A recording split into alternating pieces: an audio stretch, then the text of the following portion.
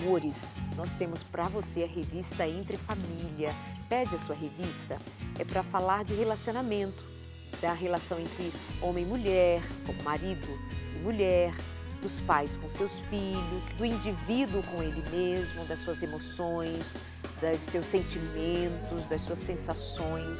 Esse é um curso muito interessante. E é curso mesmo, com lições, questionários, perguntas, motivação para reflexão e a prática daquilo que você aprende e pode usufruir nos seus relacionamentos. Liga para a gente, 0 operadora 12 21 27 31 21 ou o nosso WhatsApp 12 98100 1615, tá bem? É essa revista aqui que você vai receber em casa. Você pode também tê-la online para a galera que já está muito acostumada a ler online, não precisa ter o papel, a revista física, também pode acessar o nosso site biblia.com.br, biblia.com.br. Vamos continuar falando sobre infidelidade aqui nesse programa, que faz parte de uma trilogia. 3 programas para compreendermos melhor, nos aproximarmos mais do tema infidelidade, aprendendo muito, desde os aspectos da história do casamento, como era o casamento antes, e vimos isso no outro programa, como estamos vendo hoje, o que acontece do ponto de vista da mulher e do homem, que vão dando margem à possibilidade de um adultério, sem, contudo, em nenhum momento aqui nós dizermos que isto justifica, que é assim mesmo, tá vendo? É por isso que acontece e é assim mesmo, tudo bem, é a única alternativa, não, sem isentar a nenhum de nós da responsabilidade de ser inteiro nas suas tomadas de decisões, para não sermos levados pendentes para um lado, em que assim, fez isso porque olha o que ela fez, olha como é que ela era, olha só, tá vendo ele, tá? E ficar por isso mesmo. Não, não justifica. Mas a gente precisa compreender que também não é só assim, é um desgraçado, é um infeliz, é um mau caráter. E o que resta para ele, para ela, o inferno, que queime no inferno. Sabe, vamos ser um pouco mais maduros. E essa proposta da terapeuta de família Isabel Passos, no programa de hoje, mais uma vez. As perspectivas masculinas, algumas questões que chegam para ele podem favorecer, era o que você nos dizia antes. A mulher companheira do namoro parece ter desaparecido nesse casamento. Antes ela gostava das histórias, das piadas, agora ela acha repulsivo, ignora e despreza. E isso ele se ressente. Agora ela cobra muito, cobra tudo, auxílio no serviço doméstico, não faz nada, você nunca faz isso para mim, você nunca me ajuda, carência, demanda de atenção o tempo todo, ela quer muito, exige muito dele. Se ofende com facilidade, chora muito, grita, isso vai tornando o homem assim um ser estranho nessa relação, ele não se reconhece mais feliz, bem-sucedido nessa relação. Se vitimiza, tudo em casa, você não se preocupa com nada e etc. O sexo é cheio de restrições moralistas, as fantasias. Você falou sobre isso, amiga? Não. Vamos lá? Vamos. O sexo é cheio de restrições moralistas e as fantasias... Não, não tem mais. Não tem. E é interessante falar sobre isso, Darleide, porque essa questão do sexo moralista não parte só da mulher que vai se retraindo, parte do homem também, porque parece que na cabeça das pessoas, erotismo e casamento não combinam. Eles conseguem fantasiar com outras pessoas, com a esposa não. É importante, quando a gente fala, a Novo Tempo não atende somente cristãos, atende pessoas que às vezes não professam religião nenhuma. E essas pessoas elas vão conseguir entender o que eu vou dizer agora. Se você pegar uma roda de conversa de homens, né, que não professam nenhuma religião, você vai ver que a maioria das conversas deles vai girar em torno da questão sexual ou de futebol, mas muito na questão da questão sexual, da performance, do que fazem, do que deixam de fazer, de como é, como não é. E tudo isso eles não conseguem conceber as fantasias que eles realizam aí nessas relações extraconjugais, eles não conseguem conceber dentro da relação. Então, uma criatividade que ele teria com uma prostituta ou com uma pessoa extra-casamento, ele não consegue exercer essa criatividade com a esposa. E a esposa se agrava ainda mais porque ela é quem bem não faz. Eu sempre levanto isso para as mulheres. A mulher foi ensinada a se colocar nesse aspecto, na posição do esperar ser servida, do esperar ser seduzida, do esperar ser conquistada. Não tem aquela expressão assim, ele não me procura mais? Ele não né? me procura mais, né? Como se ela não tivesse que procurá-lo, como se ela não tivesse que se oferecer nessa relação. Né? E se oferecer num sentido positivo, não no sentido... Estou disponível, eu quero. Eu quero. E até de dizer isso também, eu quero, eu desejo, eu gosto, eu preciso. Entendeu? Eu gosto do seu cheiro, eu gosto de estar com você. E isso também deixando claro que não é dizer que a esposa deva comportar-se como a prostituta em termos do comportamento que você tem em mente que seja o comportamento da prostituta, que eu não preciso descrevê-lo. Não é que aquele comportamento precisa caber em você. Estamos dizendo aqui que é necessário haver uma liberdade, uma graça, uma disponibilidade, um quê de brincar, um quê de criar, de se permitir, para não ficar o casamento engessado. Não, o casamento, mulher séria, mulher honrada, mulher, meu casamento. E eu que sou crente, por isso que você disse, aqueles que não são cristãos vão entender melhor. Os que, não, porque tal, é proibido, e cria essa casca e essa casta, esse enrijecimento. Mas, por favor, não entenda que nós estamos dizendo que uma esposa deva caber nela o papel da prostituta, como você quer. A gente vai entender isso de maneira assim, muito clara e de maneira muito responsável. Isso foi abordado, essas questões que, em alguns casos, a gente chama de manifestações de parafilias. No filme A Pequena Morte, inclusive no filme A Pequena Morte, apresenta um tipo de parafilia que a gente pouco ouve falar, mas ela existe, que era de um homem que dava sedativo à esposa para a esposa dormir, porque ele amava aquela esposa dormindo. Né? Ele conseguia fazer sexo com ela dormindo. Ele realizava todas as fantasias dele com ela dormindo. Mas por quê? Porque ela acordada, ela em vigília, era uma criatura insuportável. Ela tratava ele muito mal, ela humilhava muito ele. Então, ele encontrou essa forma para atender, até o ponto em que ela pensa que ele está tendo um caso com uma outra pessoa, porque ela descobre no extrato do cartão, ele tendo comprado roupas íntimas, roupas bonitas e tal.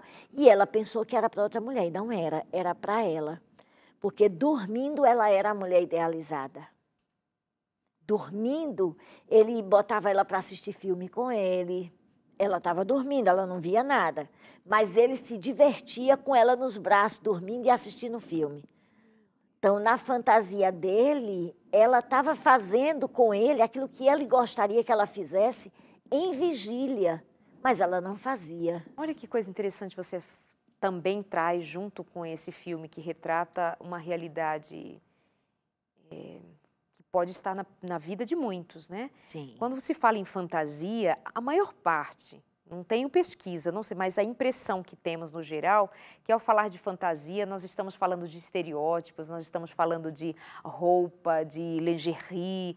Você está falando de uma fantasia de um homem que só queria uma mulher mais doce, mais meiga, que ficasse com quem ele pudesse assistir um filme. Um filme. Rir junto. Só. Gente, isso é fantasia. Fantasiar assistindo um filme com a minha mulher, um filme romântico, abraçado, comendo pipoca. Isso é fantasia. Eu não sei quantos dos meninos aqui, tenho idade para ser mãe de todos eles. De todos não.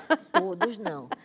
Mas eu me lembro de eu, adolescente, eu ter amigo imaginário. Isso, claro. Né?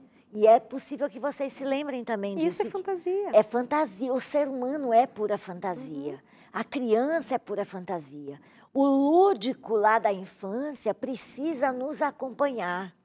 Precisa nos acompanhar e precisa ser atendido. Porque é isso que dá leveza à vida. Se você para de sonhar, para de fantasiar, para de rir, Perde a graça. Então, tem essa coisa.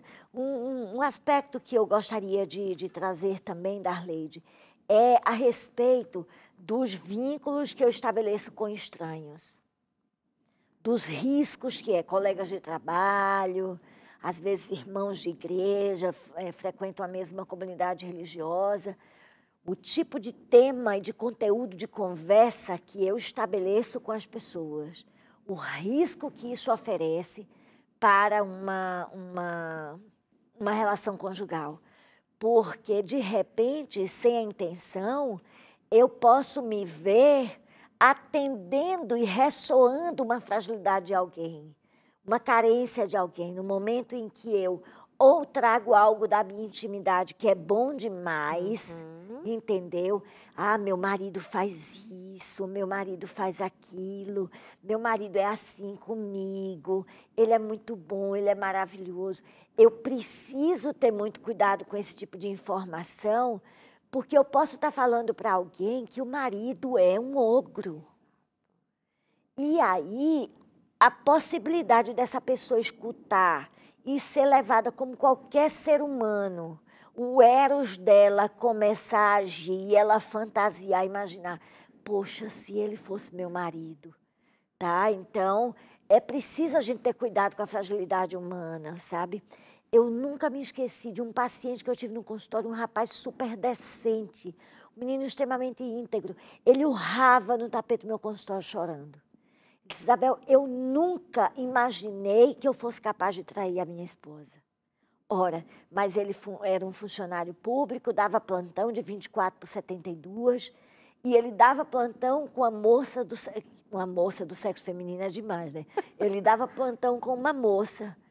E a moça, ele estava com um monte de fragilidade no casamento dele. E a moça tinha acabado de ser abandonada pelo namorado. E aí eles começaram a trocar confidências e um apoiar o outro.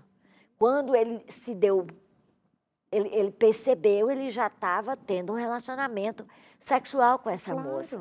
Então, não adianta, você vai para ali, sabe? Não tem como você esperar um resultado diferente. A menos que você se dê conta antes e você freie o processo. Porque se você insistir, vai dar nisso. Não tem, vai dar desastre. Não tem pra onde. Aquela história diz assim, mulher de amigo meu, o homem dizer, né? Mulher de amigo meu, para mim é homem. Se é para ser assim, porque é para ser assim, mas assim, se você tem esse conceito, então mantenha a distância. Mantenha a distância. Porque a proximidade, a conversa, o diálogo faz vir à tona uma carência, enfim, os monstros que tem, né, em cada um de nós e muitas vezes desconhecidos, não sabemos o nome, não os chamamos pelo nome, surge ali, atua ali no momento e você se vê assim, o que é isso? Eu estou gostando dela, eu estou gostando dele.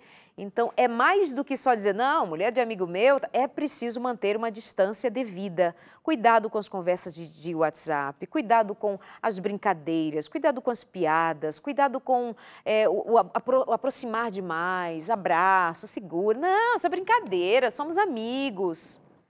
É nisso que muitas vezes nós nos perdemos. Elogio. Elogio. Elogio é um negócio extremamente perigoso, extremamente perigoso.